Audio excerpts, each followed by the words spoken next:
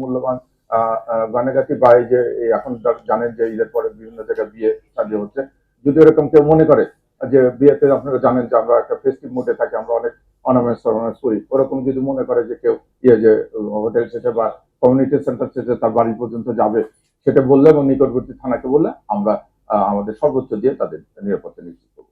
অবশ্যই ডিবির আমার প্রতি ইয়েতে আমার প্রতিদিন আমার 40টা টিম আমার ইয়েতে বাইরে বাইরে থাকতেছে। মানে দিনে 80টা, রাত্রে 40টা, এই 40টা টিম। তাছাড়া স্ট্যান্ড বাই 2টা টিম আছে।